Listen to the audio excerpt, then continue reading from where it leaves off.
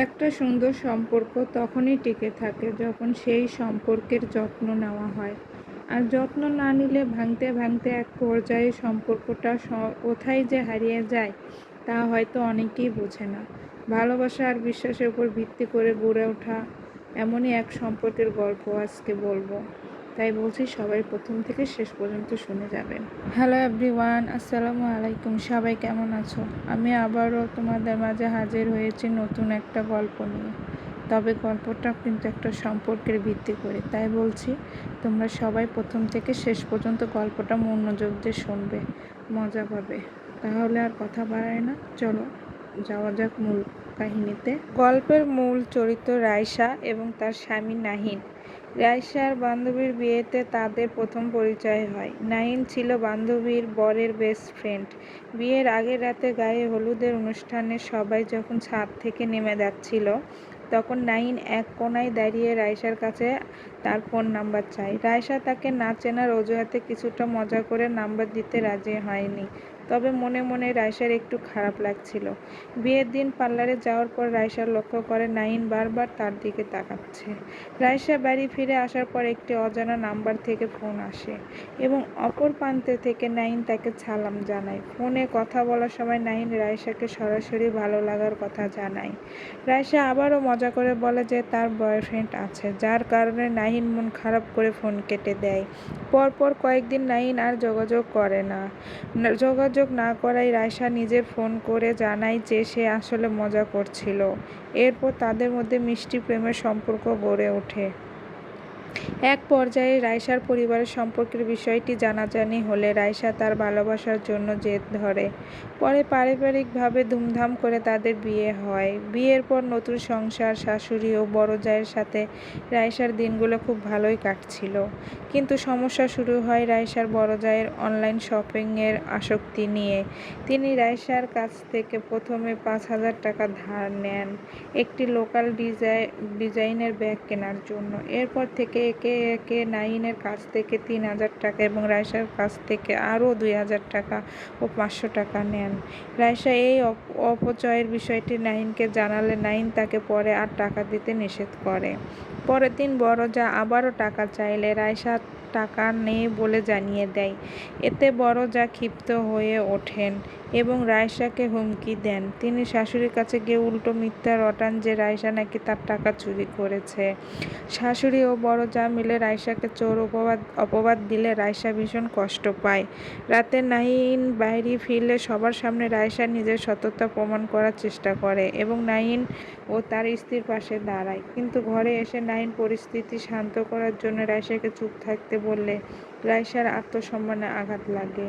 পরের দিন সকালে বড় জা রান্নাঘরে নিজে একটি গ্লাস ভেঙে শাশুড়ির কাছে আবারও মিথ্যা বলেন যে রাইসা প্রতিশোধ নেওয়ার জন্য গ্লাস ভাঙছে।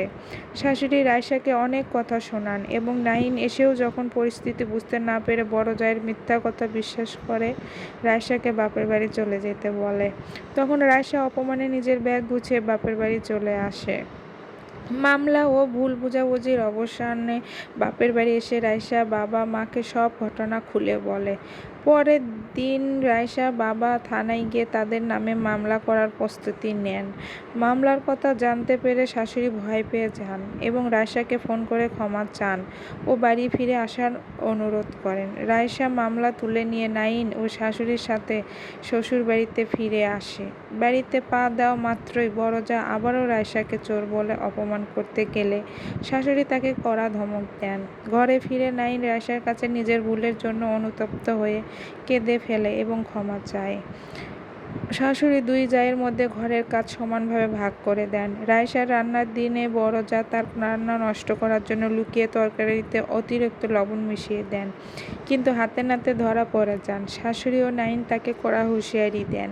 কিছুদিন পর বড় জায়ের স্বামী রাইসার ভাসুর জানতে পারেন যে তার নিজের স্ত্রী তার মানিব্যাগ থেকে টাকা চুরি করেছে। ভাসুর ও শাশুড়ি তাকে শেষবারের মতো শুধরে যাওয়ার সুযোগ দেন এরপরেই রায়সা গর্ভবতী হয় ও শাশুড়ি রায়সাকে কোনো কাজ করতে না দিয়ে অনেক যত্নে রাখতেন, যা দেখে বড় জায়ের হিংসা আরও বেড়ে যায়। একদিন রাতে রায়সা এক গ্লাস দুধ খাওয়ার প্রস্তুতি নিলে বড় জা তাকে শাশুড়ি ডাকছেন বলে মিথ্যা কথা বলে রান্নাঘর থেকে সরিয়ে দেন এবং দুধে ইঁদুর মারার বিষ মিশিয়ে দেন। রায়সা শাশুড়ি ঘর থেকে ফিরে বড় জায়ের জোরাজুরিতে সেই দুধ পান করে।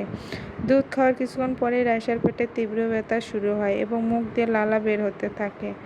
দ্রুত তাকে হাসপাতালে নিয়ে যাওয়া হয়। চিকিৎসকদের সময়োচিত চেষ্টায় রায়সা এবং তার গর্ভের সন্তান দুজনেই বেঁচে যায়। হাসপাতালে সব বিষয় স্পষ্ট হওয়ার পর বাড়িতে এসে ভাসুর তার স্ত্রীকে জেরা করলে বড় জা হিংসার বশবর্তী হয়ে দুধে বিষ মেশানোর কথা স্বীকার করেন। রাগে ক্ষোভে ভাসুর তাকে চড় মেরে বাড়ি থেকে বের করে দেয়। এরপর রায়সা একটি সুন্দর পুত্র সন্তানের জন্ম দেয়, যার নাম রাখা হয় রাহাত। দীর্ঘ সময় বাপের বাড়ি থাকার পর একদিন বড় জা শ্বশুর বাড়িতে ফিরে আসেন এবং নিজের ভুলের জন্য অনুতপ্ত হয়ে রায়সার পায়ে ধরে হাউমাউ করে কাঁদতে থাকেন। তিনি সবার কাছে ক্ষমা চান। রায়সার ভাসুর জানান রায়সা যদি তাকে ক্ষমা করে তবে সে এই বাড়িতে থাকতে পারবে। বড় জায়ের চোখের জল দেখে রায়সার মন গলে যায়। সে অতীত ভুলে বড় জাকে জড়িয়ে ধরে ক্ষমা করে দেয় এবং আজ থেকে দু বোনের মতো থাকার প্রতিশ্রুতি দেয়। শাশুড়ি ও পরিবারের বাকি সদস্যরাও খুশি মনে এটি মেনে নেন। এরপর থেকে তাদের সংসারে সব হিংসা বিদ্বেষ ভুলে সবাই সুখে শান্তিতে বসবাস করতে শুরু করে। আসলে কি জানেন, সম্পর্কর যত্ন নিতে হয়, সম্পর্কের বিশ্বাসেই টিকে। তাই বলছি সবাই সবাইকে ভালোবাসবেন, তাহলে সংসারে কোনোদিন অশান্তি হবে না। তা সবাইকে বলছি গল্পটা কেমন লাগছে সবাই কিন্তু কমেন্টে জানাবেন। এরপর কেমন গল্প জানতে চান সবাই আমাকে জানাবেন, আমি সেই গল্প নিয়ে আবারও হাজির হব। আসসালামু আলাইকুম।